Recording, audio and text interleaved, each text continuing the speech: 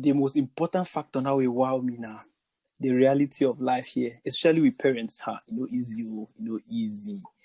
For balance, work, look what you're picking them. In fact, your own self, time for the rest and everything. I'm not afraid to call it the sad saga. That's why, sincerely, I believe the true heroes in this particular country is parents. I hold them in high esteem.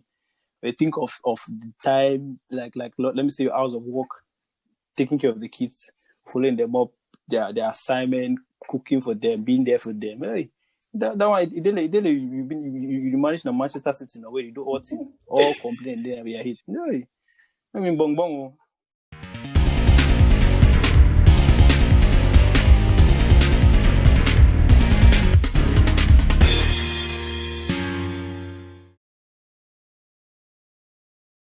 I met a few people out here and would love to share their experiences with us. It's going to be interesting. I want you to check it out. Remember, these surprises are purely subjective. It is our opinion. It might not be the same for everyone, but this is what we witnessed. Check it out.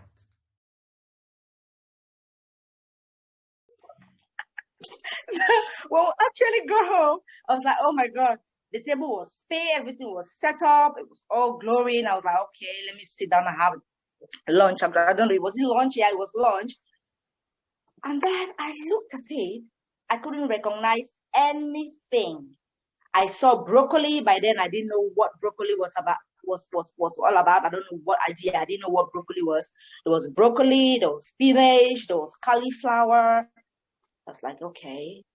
So I thought I was like, okay. So I've never eaten lamb before. My whole life, I've never eaten lamb. So I was like, babe, what's going on? What's on the table? He said, this is broccoli. By then, trust me, I couldn't even pronounce broccoli. I was finding it so hard to pronounce the word, the broccoli. Broccoli is a kind of vegetable, which I'm actually in love with right now. I really love broccoli. But back then, it was so strange to me. It was a shock because everything that was on that table, I just actually, my appetite just disappeared because I couldn't eat anything. I was like, I couldn't eat the broccoli, neither could I eat the spinach or the cauliflower. The tomatoes was roasted tomato. I was like, how can you roast tomatoes? I was expecting to, see something like my normal dole or my normal arrow or my normal roasted bone fish on the table, but everything on that table was so shocking to me. And I was like, it was so strange. Yeah. So I was like, okay, I need to start getting used to this anyway. So that was one of it. But apart from that, there was this other thing that really shocked me. It was actually the healthcare system, because normally when you get to the UK, you need to register and things like that. It's not like back home in Cameroon where you need to see the doctor, you need to pay consultation fees and things like that. So everything, healthcare system here in the UK is actually free. You don't pay anything. You go, you see the doctor, they will examine you, they will give you medication. Maybe you can actually pay just for your prescription. Apart from that, consultation and everything, examination, nothing. You don't pay for anything. It was so shocking to me because back then in Cameroon, you can understand, just to see the doctor, you need to pay. Mm-hmm. And then after that, they need to carry out any test on you, any diagnosis, you need to pay. Yeah. The people are polite. A British person will tell you sorry for nothing. Will tell you thank you just for making he or she laugh. If you make someone laugh, they'll tell you thank you. Just this issue of thank you, sorry is so common, and it was just shocking to me because back then in Cameroon, someone will even hurt you, but they will insult you on top of it. You get into a bus, before you leave the bus, you need to say thank you to the bus driver. You know what I mean? Like, you need to say thank you. You need to say the listening. You need to say sorry for doing nothing. You must not only say sorry because you caught somebody or maybe because somebody has given you something. You just say sorry for nothing, So it was kind of shocking to me, which is actually good because when you're living in that kind of environment, that kind of society, it is so, things are so good because someone telling you sorry, you might maybe you're being stressed at that time, but someone just telling you sorry or thank you for nothing, it seems like it's taking away the energy. The energy, yeah, is boosting your energy. There is this mentality back home, about these bush falling things, about bush fallers, you understand? Before I actually got to the UK, I knew, when you're actually living abroad, it's like kind of, I don't know how to put it, but the way people look at it is so different. That's why, the fact that people have that mentality back home, the fact that people have that belief that when you're living abroad, you're kind of superior to those who are actually living back home. You understand? There is that deception that comes into the picture. To someone who is living abroad, it is easier for that person to like deceive someone back home, because we already have that mentality in us that you living abroad, you're already one step more than a step ahead of someone who's back home, which is a fat lie, you understand? Which is a very big lie, you understand? Yeah, because if I'm living abroad, just the fact that you have that conception, just the fact that you have that belief, it will be so easy for me to deceive you, you understand? So it happens a lot. We have our young people out there back there in Cameroon. For example, you have this relationship thing. Someone will sit there, you're waiting for your fiance who lives abroad. He or she does this, maybe it's a doctor, it's an accountant or something like that, all those lies. Meanwhile, actually they are not, you understand? But you don't even care to find out, you don't even want to know whether it's the truth or not. Just the fact that the person is living abroad is just okay for you. Bushfaller is a job. Bushfaller is an occupation. It's an occupation. So that's, you understand? So it is really, because when you actually come in and then you see the reality of that, is you actually see what is happening. You really feel sorry, because it's really going to be hard to start changing, to start talking to those who they won't even believe you. They won't even believe you in the first place. Because there are situations where there are people out here, they live on lies. They've got fiancés back home. Meanwhile, actually, they are married. Yeah, abroad. So some people lie about their jobs. Some people lie about their marital status. They lie about a lot of things, At the end of the day, we are carried away. When you actually travel now to come and meet them, you actually start facing the reality, and then you just get into that shock.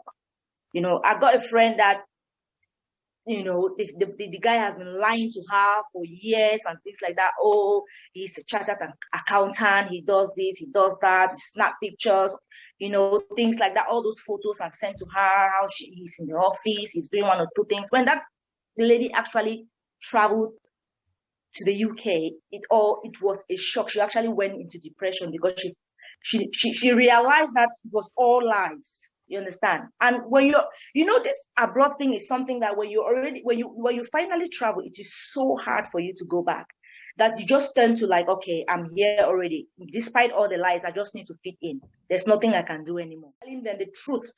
And always check and cross-check before you make any commitments. Just check and cross-check. Being a bushfaller is not an occupation. Make sure it's something that the reality is something that you can deal with. You cannot come over that you're coming to meet a chartered accountant and you're coming to meet a night watchman who will never be at home. That's it. It's going to be a terrible deception for you, and it's going to hurt so bad. So you have to be sure. Yeah. It is really too much. So that is why I really need to keep talking, keep telling them. But you know what? I actually was discussing this with a colleague, and she said to me that those who are back home, our brothers and sisters who are back home, actually, when you tell them those things, they don't want to believe you. They won't believe. They don't even. That is the reason that it really hurts, because you tell them the truth, they won't believe you. They will tell you, do you know what? It's better for me to actually come and see for myself. The way Mass is here, hey, really shocked me, but it wowed me. I was like, ooh la la. So normally in Cameroon, there's this stuff we always do, like, let me say the entrance song. We want to enter church, you expect something like, we enter your house, oh Lord. I can't hear, hey, I can't go to church now, so much and V. And I say, hey, I don't die, I don't even see drum, no organ, nothing. Priest, you come.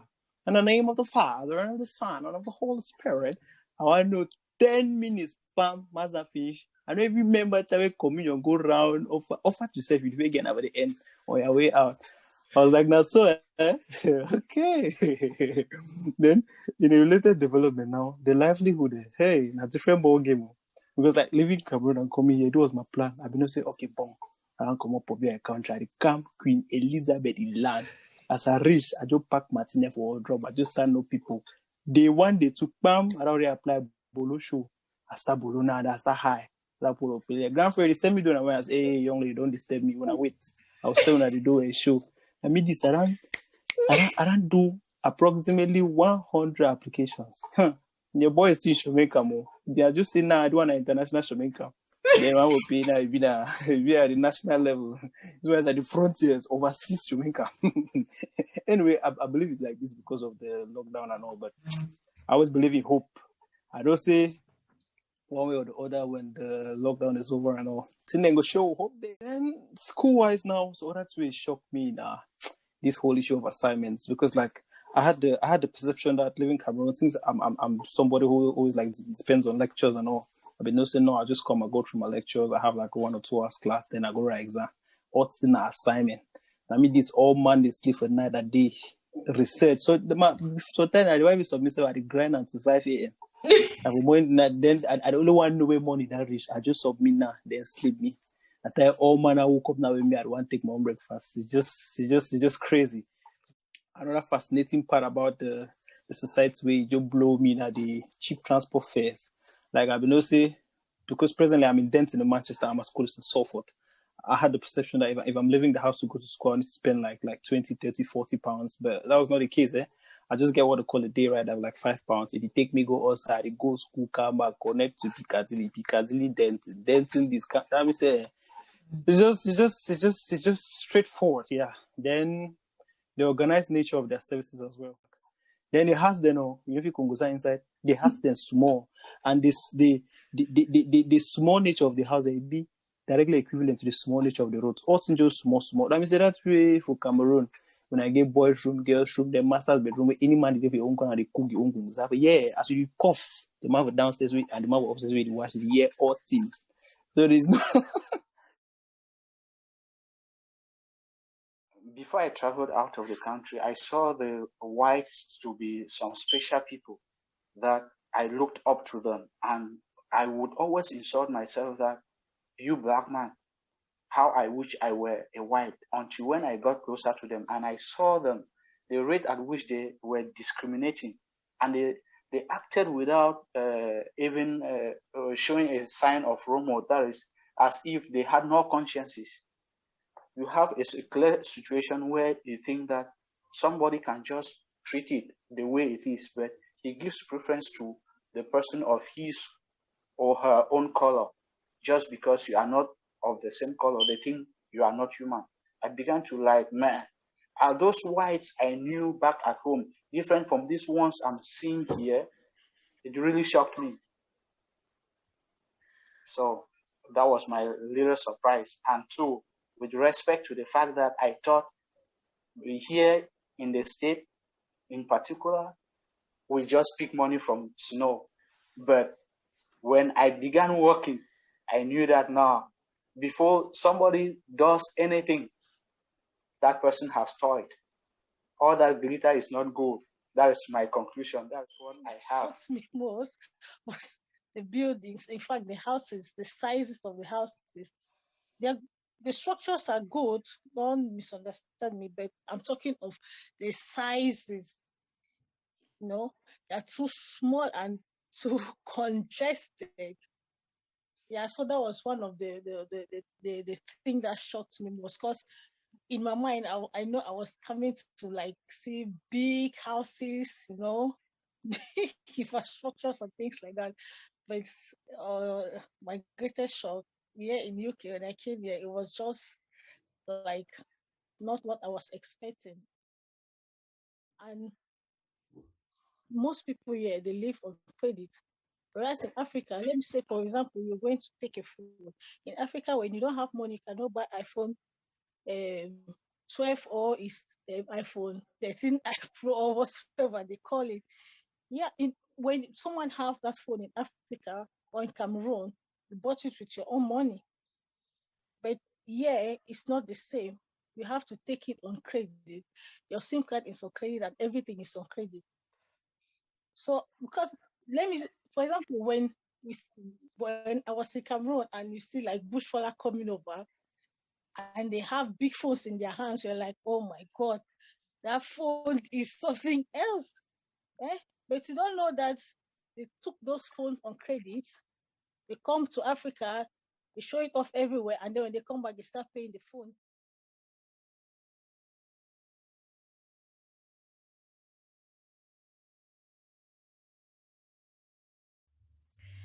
So my lovies, thank you very much for staying to the end of this video.